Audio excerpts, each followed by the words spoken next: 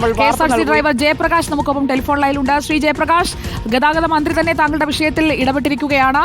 നമ്മൾ അതുകൊണ്ടാണ് വാർത്തയിലൂടെ താങ്കൾക്ക് ഉറപ്പ് തന്നത് താങ്കൾക്ക് നീതി നടപ്പാകുമെന്ന്. ഇപ്പോൾ നെടുമങ്ങാട് ഡിപ്പോയിൽ എത്തിച്ചേരാനല്ലേ നിർദ്ദേശം?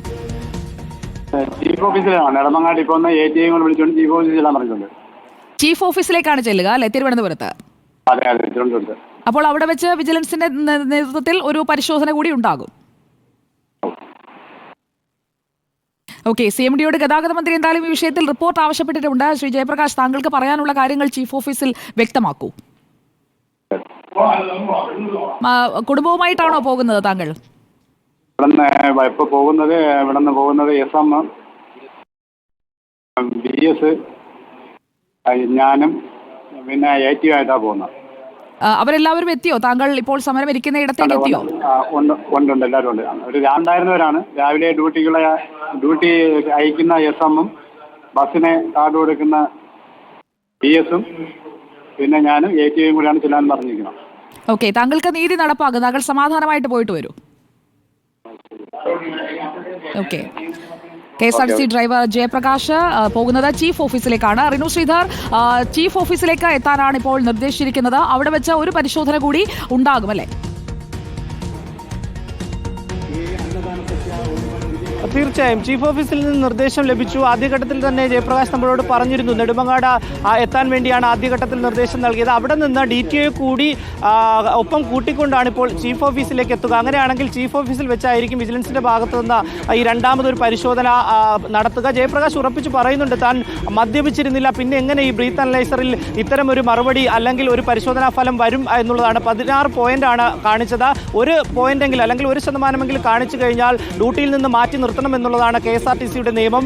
അത്തരത്തിലാണ് ഈ ഉന്നത ഉദ്യോഗസ്ഥർ അദ്ദേഹത്തെ ഡ്യൂട്ടിയിൽ നിന്ന് മാറ്റി നിർത്തുകയും ചെയ്തത്. എന്തായാലും വളരെ സന്തോഷമുണ്ട് എന്നുള്ള ഒരു പ്രതികരണം തന്നെയാണ് ആദ്യഘട്ടം മുതൽ അദ്ദേഹം നൽകുന്നത്. അല്പസമയത്തിനകം തന്നെ പാലോട് ഡിപ്പോയിൽ നിന്ന് ഈ നെടുമങ്ങാട് ഡിപ്പോയിലെത്തി DTOയോട് ഒപ്പം ഈ ചീഫ് ഓഫീസിൽ തിരുവനന്തപുരത്തെ കിഴക്കേക്കോട്ടയിലുള്ള ചീഫ് ഓഫീസിലേക്ക് എത്തുമെന്ന് തന്നെയാണ് ജയപ്രകാശ് പങ്കുവയ്ക്കുന്നത്. സുജയ, ഇപ്പോൾ ഡിപ്പോയിൽ നിന്ന് ജയപ്രകാശിന് ആ നിർദ്ദേശം കിട്ടിക്കഴിഞ്ഞിരിക്കുകയാണ്. മാത്രമല്ല അദ്ദേഹത്തെ അങ്ങനെ ശിക്ഷിക്കണമെന്നൊന്നും ഈ മേലുദ്യോഗസ്ഥർക്കും താല്പര്യമില്ല എന്ന് തോന്നുന്നു. കാരണം ഈ തെറ്റ് പറ്റിയതാണ് അല്ലെങ്കിൽ ഡിവൈസ് കംപ്ലൈന്റ് ഉണ്ട് എന്നത് അവരും പലതവണ ഹെഡ് ഓഫീസിൽ അറിയിച്ചതാണ് എന്നും ജയപ്രകാശ് തന്നെ പറയുന്നുണ്ട്. റിനു,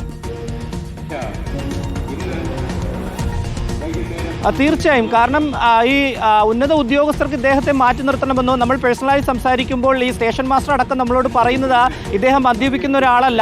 പക്ഷേ നിയമപരമായി ഈ ബ്രീത്ത് അനലൈസറിൽ ഇത്തരം ഒരു സാഹചര്യം ഉണ്ടായതിനെ തുടർന്ന് അദ്ദേഹത്തിനെ നിയമപരമായി മാറ്റി നിർത്തിയേ കഴിയൂ. അത്തരം ഒരു ഡ്യൂട്ടി മാത്രമാണ് ഈ ഉന്നത ഉദ്യോഗസ്ഥർ അല്ലെങ്കിൽ മുതിർന്ന ഉദ്യോഗസ്ഥർ ചെയ്തത് എന്നുള്ളതാണ് അവർ പറയുന്നത്. തുടർന്ന് മേലുദ്യോഗസ്ഥരുടെ ഏതെങ്കിലും തരത്തിലുള്ള നിർദ്ദേശം വന്നു കഴിഞ്ഞാൽ അതുമായി ബന്ധപ്പെട്ടുള്ള നടപടിയുമായി മുന്നോട്ട് പോകുമെന്ന് ആദ്യഘട്ടം മുതൽ ഈ സ്റ്റേഷൻ മാസ്റ്റർ അടക്കം IC അടക്കം പറയുന്നുണ്ട്. അത്തരത്തിലാണ് ഇപ്പോൾ നിർദ്ദേശം വന്നിരിക്കുന്നത്. ചീഫ് ഓഫീസിൽ നിന്ന് മന്ത്രിയുടെ ഇടപെടൽ വന്നിരിക്കുന്നു. അടിയന്തരമായി റിപ്പോർട്ട് സമർപ്പിക്കണമെന്ന് ആവശ്യപ്പെട്ടിട്ടുണ്ട്. തുടർന്നാണ് ഇപ്പോൾ ചീഫ് ഓഫീസിലേക്ക് നെടുമങ്ങാട് DTOയുടെ ഒപ്പം കൂട്ടിക്കൊണ്ട് ചീഫ് ഓഫീസിലേക്ക് എത്തുവാൻ വേണ്ടി ജയപ്രകാശിന്റെ നിർദ്ദേശം നൽകിയിരിക്കുന്നു. എന്തായാലും വലിയ രീതിയിലുള്ള ഒരു പ്രതിഷേധത്തിലേക്ക് പോയി. ഇതിനു മുമ്പും പാലോട് ഡിപ്പോയിൽ നിരവധി പേർക്ക് ഇത്തരത്തിലുള്ള അനുഭവം ഉണ്ടായിട്ടുണ്ട് എന്നുള്ളതാണ്.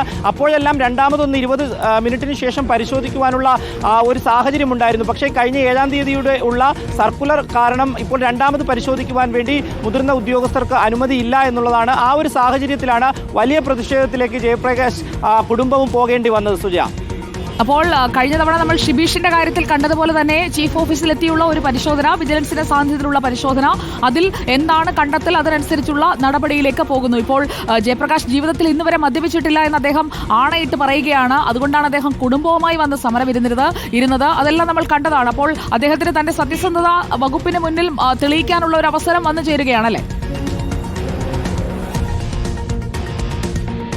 തീർച്ചയായും. കാരണം ജയപ്രകാശിനെ അറിയാവുന്ന, അദ്ദേഹത്തിനോടൊപ്പം ജോലി ചെയ്യുന്ന അല്ലെങ്കിൽ അദ്ദേഹത്തിന്റെ മുതിർന്ന ഉദ്യോഗസ്ഥർ അടക്കം പറയുന്നു ജയപ്രകാശ് അങ്ങനെ ഒരാളല്ല, മദ്യപിക്കാത്ത ആൾ തന്നെയാണ് എന്ന് തങ്ങൾക്കും ബോധ്യമുണ്ട് എന്നുള്ളതാണ്.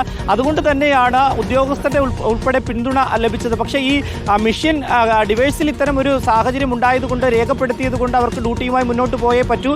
എന്തായാലും ഇതിലൊരു പരിസമാപ്തി ഉണ്ടായിരിക്കുന്നു. അല്പസമയത്തിനകം തന്നെ പാലോട് ഡിപ്പോയിൽ ശരി. അപ്പോൾ റിനു ശ്രീധർ ഈ വാർത്തയ്ക്കൊപ്പം തന്നെ നിൽക്കുക. നമുക്ക് ജയപ്രകാശിന് അദ്ദേഹത്തിന്റെ ജീവിതത്തിലെ ഏറ്റവും വിഷമകരമായ ദിവസമായിരിക്കും ഇന്നത്തേത്. ആ ദിവസം നമ്മൾ ഒപ്പം ഉണ്ടാവുക എന്നതാണല്ലോ നമുക്കും ചെയ്യാൻ കഴിയുക. പരിശോധന നടക്കട്ടെ. ജയപ്രകാശിന്റെ ബ്രെത്ത് അനലൈസർ ടെസ്റ്റ് റിസൾട്ട് ആദ്യം എങ്ങനെയാണ് ഇത്രയും ഹൈ വാല്യൂ വന്നത് എന്നത് വ്യക്തമാവട്ടെ. കൂടുതൽ പരിശോധനയിൽ ഇടപെട്ടത് ഗതാഗത മന്ത്രി കെ ബി ഗണേഷ് കുമാറാണ്. നേരിട്ട് റിപ്പോർട്ടും തേടിയിട്ടുണ്ട്.